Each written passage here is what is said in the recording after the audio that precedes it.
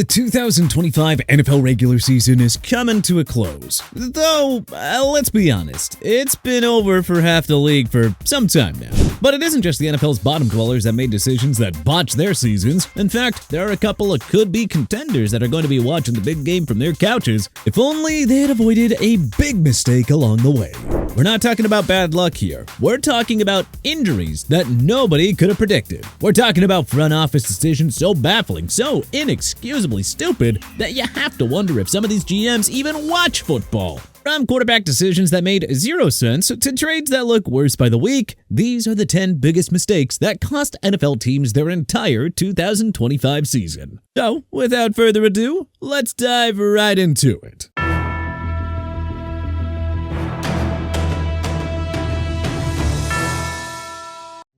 The Buccaneers let Liam Cohen walk.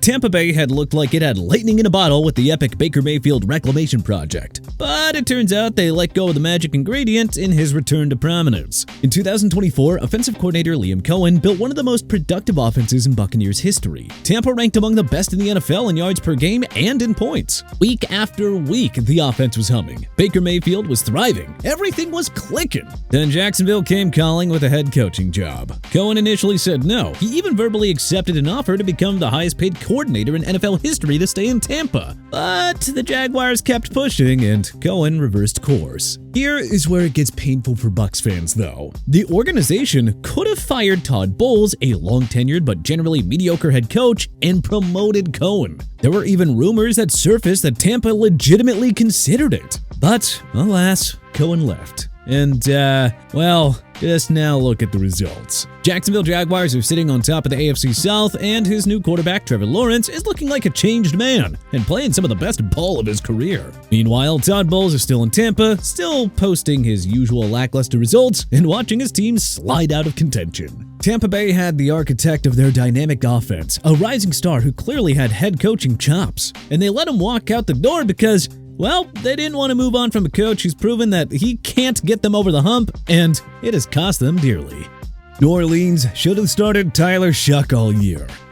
New Orleans was a complete hot mess coming into the season following the shocking retirement of quarterback Derek Carr. People were quick to pile on, tabbing the Saints as a surefire candidate to get the first pick in the next year's draft. After all, they had no answer at quarterback, not to mention a rather dire salary cap situation across the board. But after seeing how the season played out, especially after seeing how meh the rest of the NFC South was, it looks like the Saints might have been able to contend for a division title after all. New Orleans had their answer sitting right there on the bench. They just refused to use them. They had just drafted Tyler Shuck, a rookie quarterback with real upside. The smart play was obvious. Start the rookie from week 1, let him take his lumps, and find out what you have. If not week 1, then fine, but somewhere in the first month of the season. But instead, the front office trotted out the likes of Jake Haener and Spencer Rattler. Two guys everyone in the building knew weren't the future, taking meaningful snaps while their actual prospect collected splinters on the bench. By the time the Saints finally gave Shuck a shot, the season was already far too gone.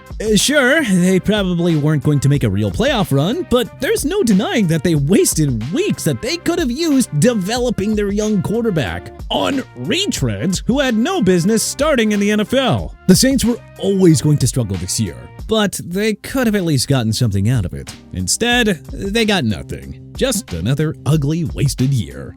The Chiefs waited and watched their dynasty crumble. This one's tough because, well, it just seems like it was so preventable. All offseason, we heard about the Chiefs' issues, and at every turn, the front office decided to just cross its fingers and hope that Patrick Mahomes could hold it all together for him. But what we saw was exactly what we expected coming into the year, with the way that Kansas City ignored their obvious need at wide receiver, dropped passes, no depth. Not to mention an offensive line that was hanging on by a thread all year long. But did they fix any of it? No! Well, not really. The ultimate insult to injury, or I suppose in this case, injury to insult, came in Week 15 when Patrick Mahomes went down with a torn ACL against the Chargers, officially putting the nail in the coffin for this year, and worse yet, putting next year into question. The team that made 5 of the past 6 Super Bowls is watching January football from their couches for the first time in forever. But you know, it's kind of hard not to feel like they got what they deserved in this case. The Chiefs knew that they had problems, but they ignored them. And now, the dynasty might be over. The Lions said goodbye to Ben Johnson. Detroit went 15-2 last year. They were the best team in the NFC, and everyone and their mother's Super Bowl favorites coming into this season. But not only did they fall out of the race for the NFC North in shocking fashion, they ended up missing the playoffs entirely. Injuries happened, sure. But the Lions' problem was not just that guys got hurt, or that they didn't have the right guys behind them. It was that they didn't have an offensive genius at OC anymore. Yeah, the Lions did well to keep Ben Johnson in town as long as they did, and yes, he probably always had ambitions to become a head coach, so a massive contract to remain a coordinator might not have done it. But after seeing what Johnson was able to accomplish with the Bears and Caleb Williams in his first season in the Windy City, well, it's clear that Dan Campbell and the Detroit front office should have tried to do anything that they could have to make sure that he stayed in Motown calling plays and orchestrating that high-powered offense. Building a championship roster is one thing, and of course, you need depth to survive the grind of the NFL season. But the obvious missing ingredient in the Lions' failed run this year was Ben Johnson. Full stop. The Cowboys traded Micah Parsons. You know when something looks like a bad idea? Everyone says it's a bad idea, and then someone goes and does it anyway, and it just blows up in their face. Well, that is exactly what happened in Dallas this year. Jerry Jones looked Micah Parsons in the eyes, they shook hands, they had a deal. And then Parsons' agents tried to squeeze a little more money out of Jerry. And then the whole thing blew up. Jerry shipped Parsons to Green Bay for 2 first-round picks and Kenny Clark. Needless to say, it has been an absolute disaster for Dallas, who had one of the worst defenses in the league all season. One that killed their playoff hopes despite having one of the more explosive offenses in the league this season. With Parsons, this unit had serious potential. But now, the defense became the reason that they're watching the playoffs from home. That is 30 consecutive years without reaching the Super Bowl. And now there's speculation that they might cut Kenny Clark after just 1 season. Which would mean, well, that they got basically nothing for one of the best defensive players in football. Jerry's ego cost Dallas its best defender. And the results speak for themselves. Jets cut Aaron Rodgers. Here's the thing about Rodgers' 2024 season with the Jets. It wasn't really actually that bad, statistically. He threw for 3,897 yards and 28 touchdowns. Both of those numbers are third on the Jets' single-season list. But the Jets still went 5-12, and in their defense, the noise around the franchise was pretty unbearable. And despite having no real contingency plan, the Jets decided that enough was enough and that it was time to move on. They released Rodgers in February of 2025, and after a long deliberated free agency period, the Hall of Famers signed with the Steelers and led the legendary franchise to a divisional championship. Meanwhile, the Jets are still the Jets, and had their season blow up in humiliating fashion. Who knows? Maybe next time the Jets front office should look at that defense, or the coaching, or who knows, maybe they should just look in the mirror. Raiders hired Pete Carroll. Oh man, leave it to the Raiders to live up to their city's reputation and take a bad gamble on their new head coach coming into this season. Las Vegas was desperate to turn things around and somehow arrived at the decision that the answer was bringing in a 73-year-old head coach who hadn't won a playoff game since 2014. We all know that Pete Carroll won a Super Bowl with Seattle, but that was over a decade ago now. Since then, it's been a whole lot of nothing. And somehow Mark Davis looked at that track record and thought, yeah, that's my guy. You have to wonder what the Raiders were hoping for here. Did they think a septuagenarian coach running the same schemes from a decade ago was going to unlock something new and impactful enough to change the course of an eternally struggling franchise? From our seat, it just seems like Davis watched Seattle's gradual decline and thought, yeah, you know what? I want that. Raiders trading for Geno Smith. And speaking of trying to recreate the Seahawks, Pete Carroll was not content just bringing his philosophy to Las Vegas. He wanted his quarterback too. So the Raiders traded a 2025 third-round pick, the 92nd overall selection, to Seattle for Geno Smith. Then they signed him to a 2-year extension worth up to $85.5 million.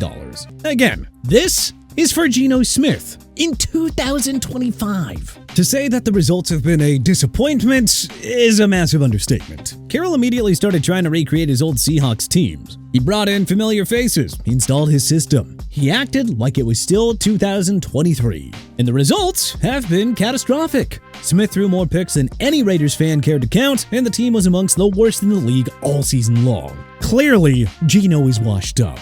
It is not clear what Mark Davis was thinking trying to recreate a mediocre Seahawks team, only older and with a worse supporting roster. Who knows? All we know is that he clearly missed the memo that nostalgia doesn't win games. Vikings chose J.J. McCarthy over Sam Darnold. This might be the most frustrating decision of the entire offseason. The Minnesota Vikings went 14-3 last year in large part because Sam Darnold played at a Pro Bowl level. Sure, his end to the season was disappointing, and there's no doubt about that, but the roster around him was stacked with veterans ready to win. But many tried to get cute and save a couple of bucks by letting Darnold walk and handing the keys to sophomore quarterback J.J. McCarthy.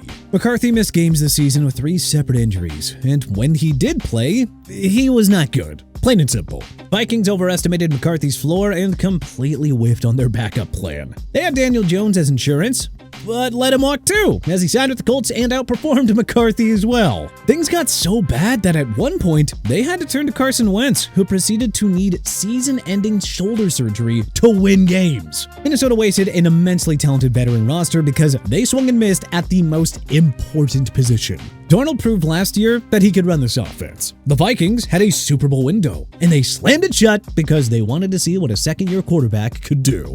Browns passed on Jackson Dart. This is probably the biggest mistake of the 2025 NFL season, and based on what we've seen so far, the Browns' history at the quarterback position. This might haunt Cleveland for the next decade or so. Going into April's draft, the Browns had the 2nd overall pick. They needed a quarterback. Everyone knew it. And Jackson Dart, the electric Ole Miss signal caller, was sitting right there. But instead of taking him, Cleveland traded back from 2nd to 5th overall, where they took Mason Graham, who, in their defense, has been quite impressive. Okay, fine, maybe they had a plan. Maybe they were going to use the extra draft capital to trade back up and get their guy. According to NFL insiders, the Browns wanted Dart. And what makes it all the more frustrating for Browns fans is that they had the ammunition to get back into the 1st round and select him. But they didn't. Giants, who had been picking way later, traded up to grab Dart at 25, and Cleveland opted for the spray and pray method instead. Using 2 later picks on quarterbacks, Dylan Gabriel and Shedeur Sanders, and picking up a couple of vets off the scrap heap, hoping that one of them will hit. Sanders has shown the most promise out of any of them, but man, prospects are still bleak. Meanwhile, Dart has been sensational. He led the Giants to upset wins over the Chargers and Eagles. He looked like a franchise-changing talent at quarterback. Cleveland had the pick, the intel, and the draft capital, and they wanted Dart. But they still managed to miss on a quarterback yet again. But what do you think was the biggest mistake your favorite NFL team made this season? What do you think we got right? What do you think we got wrong? Was there anything that we may have missed? Let us know in the comment section below. If you like this video and learned a thing or two, then clicking the like button helps us out a ton. And you know, we really appreciate it. If this is your first time coming around to TPS though, then subscribing is a great idea because we put out videos like this every single day. But as always, thanks for watching, and we'll see you guys next time.